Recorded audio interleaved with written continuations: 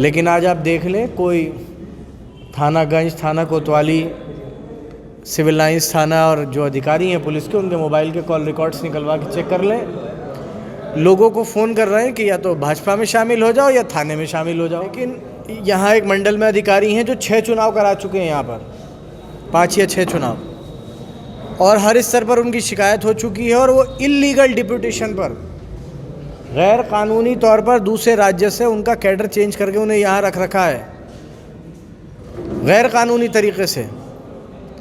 लेकिन उन्हें नहीं हटा रहा कोई। कि मैं अपने मालिक को हाजिर नाजिर जानकर कहता हूँ कि जिस आरोप में मेरी विधायकी पिछली बार ली गई थी कि मेरी उम्र कम है, मैं अपने अल्लाह की कसम खाकर कहता हूँ कि जो उम्र मैंने बताई थी वही सही है। रामपुर विधानसभा के उपचुनाव के प्रचार में अभी तक दूरी बनाए हुए अब्दुल्ला आजम खान ने चुप्पी तोड़ी और मीडिया से रूबरू हुए। उन्होंने पुलिस और प्रशासन पर जमकर पक्षपात का आरोप लगाया और ये पूछे जाने पर कि क्या वे चुनाव आयोग से शिकायत करेंगे, उन्होंने कहा, इससे क्या फर्क पड़ने वाला है, कितनी शिकायतें मैं पहले भी कर चुका हूँ। 2 अलग अलग जन्मतिथि के मामले में उनकी पिछली विधायकी रद्द किए जाने को अब्दुल्ला आजम खान ने बड़ी नाइंसाफी करार दिया। उन्होंने कहा कि जो जन्मतिथि पहले मैंने बताई थी वही सच है। मैंने पहले भी कहा था, आज भी वही कह रहा हूँ और कल भी वही कहूँगा। अब्दुल्ला आजम खान ने और क्या कुछ कहा, आप खुद सुनिए उनकी जुबानी। देखो भाई, जाना मैं किसी को नहीं कह सकता कौन गया कौन नहीं गया। बहुत से लोगों की मजबूरियां हैं, बहुत से लोगों की परेशानियां हैं, कारोबार हैं, मुकदमे हैं। हमारे पास वो वॉशिंग मशीन नहीं है जिससे लोगों के दाग धुल सके। भाजपा के पास है, वो अपनी वॉशिंग मशीन का इस्तेमाल कर रहे हैं। इसके अलावा तो भाजपा में कि अभी किसी को पूरे मंत्रालय ने यहाँ डेरा डाल रखा है रामपुर में, खुद मुख्यमंत्री भी आ रहे हैं, तो किस बात का उनको डर है इस बात में? मैंने अभी एक बात मीडिया चैनल में इस बात को कहा कि जिस तरीके की चुनाव आयोग की परिकल्पना कल सुप्रीम कोर्ट ने की है परसों, अगर उस तरीके का चुनाव आयोग होता तो शायद लोकसभा का उपचुनाव आसिम राजा साहब 2 लाख वोटों से जीत चुके होते। और आज भी अगर उसी परिकल्पना का चुनाव आयोग हो जाए तो आसिम राजा साहब 50,000 वोटों से रामपुर की सीट जीतेंगे। लेकिन आज आप देख लें, कोई थानागंज, थाना कोतवाली, सिविल लाइंस थाना और जो अधिकारी हैं पुलिस के, उनके मोबाइल के कॉल रिकॉर्ड्स निकलवा के चेक कर लें। लोगों को फ़ोन कर रहे हैं कि या तो भाजपा में शामिल हो जाओ या थाने में शामिल हो जाओ, एक जगह शामिल हो जाओ।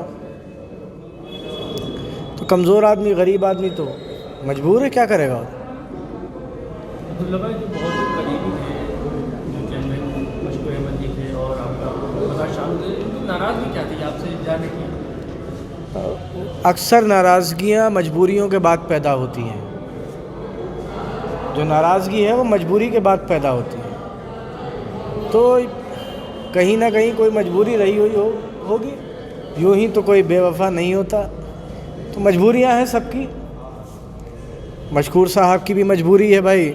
मैंने तो कहा कि वो बीडीसी का चुनाव हार गए, प्रधानी का चुनाव हार गए, उसके बावजूद भी समाजवादी पार्टी ने उनके बेटे को ज़िला पंचायत का टिकट दिया, ज़िला पंचायत मेंबर बनाया, फिर उनको एमएलसी का टिकट दिया।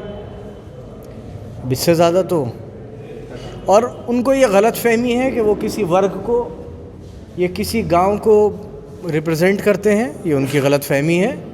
ये गलतफहमी उनकी 5 को दूर हो जाएगी। आप पूरी ताकत लगाने के बाद समाजवादी पार्टी के इलेक्शन को किस तौर पर मानते हैं कि क्या? मैंने कहा ना, जिस चुनाव आयोग की परिकल्पना सुप्रीम कोर्ट ने करी है, अगर उसी परिकल्पना का चुनाव आयोग हो जाए तो आसिम राजा साहब 50,000 वोटों से जीतेंगे। अभी चुनाव को बहुत ज़्यादा वक्त नहीं हुआ है, ना ही कोई मुद्दे बदले हैं और ना ही कोई ऐसा इनकलाब आया है कि, और ना ही कोई ऐसा कोई बहुत बड़ा जनहित का काम हो गया है कि जिसके बाद लोगों का मिजाज बदल जाए। लेकिन मुझे याद है 2017 में जब समाजवादी की सरकार ख़त्म हो रही थी और इलेक्शन आने वाला था, तो अगर कोई आम आदमी भी किसी अधिकारी की शिकायत कर देता था तो चुनाव आयोग उसे फ़ौरन बदल देता था। लेकिन यहाँ एक मंडल में अधिकारी हैं जो 6 चुनाव करा चुके हैं, यहाँ पर 5 या 6 चुनाव, और हर स्तर पर उनकी शिकायत हो चुकी है। और वो इल्लीगल डिप्यूटेशन पर, गैर कानूनी तौर पर दूसरे राज्य से उनका कैडर चेंज करके उन्हें यहाँ रख रखा है, गैर कानूनी तरीके से। लेकिन उन्हें नहीं हटा रहा कोई। तो चुनाव आयोग ने की जो परिकल्पना सुप्रीम कोर्ट ने जिसकी उम्मीद करी है वो अभी कुछ दूर है, क्या कह सकते हैं। चुनाव प्रचार प्रसार में किसी तरह से दुश्वारी? आज आपने फ्लैग मार्च देखा था,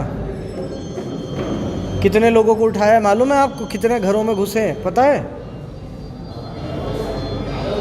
पता कीजिएगा। और मैं तो सारे चैनल से कहूँगा कि लोकतंत्र की रक्षा करने के लिए आप लोगों को आना चाहिए। हर चैनल अपनी 10-10 ओबी वैन भेजे रामपुर में, और वो ओबी वैन लाइव लगाई जाए ताकि पूरा देश देखे रामपुर में कैसे चुनाव हुआ था और कैसा चुनाव कराने की तैयारी है।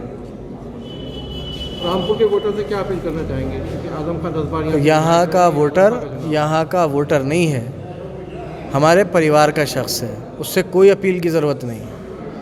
वो इस चुनाव को अपने चुनाव की तरह लड़ा रहा है। ये वो शहर विधानसभा है जब आजम खान साहब जेल में थे तब भी 1,32,000 वोट दिए थे उन्होंने। जिस तरीके से प्रशासन का रवैया चुनाव आयोग साहब ने शिकायत की, उससे क्या होगा? आज तक क्या हो गया? क्या हो गया आज तक? एक सिपाही तो हटा नहीं, क्या हो जाएगा उससे?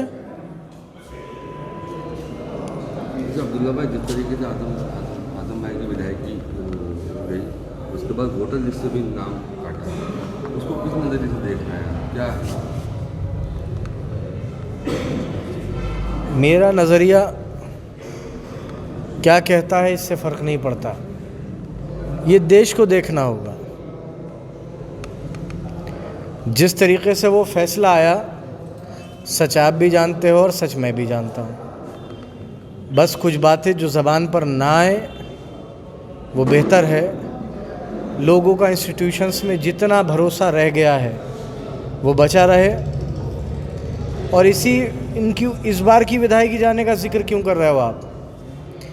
2019 में जब मेरी मेंबरशिप खारिज की गई थी,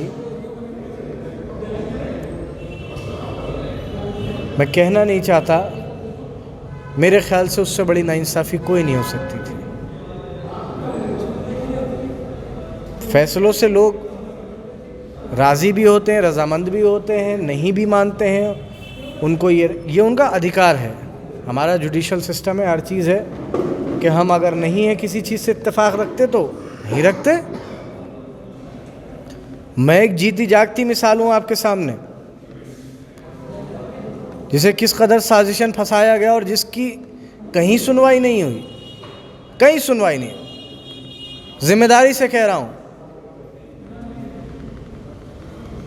लेकिन मैंने कभी फैसलों के ख़िलाफ़ मुंह नहीं खोला, कभी नहीं कहा। लेकिन आज आपके सामने कह रहा हूँ कि जितनी ज़्यादती उस मामले में मेरे साथ हुई है, शायद ही किसी की हिंदुस्तान के इतिहास में हुई। मैंने कहा, एक यहीं पर मीटिंग हो रही है कि मैं अपने मालिक को हाजिर नाजिल जानकर कहता हूं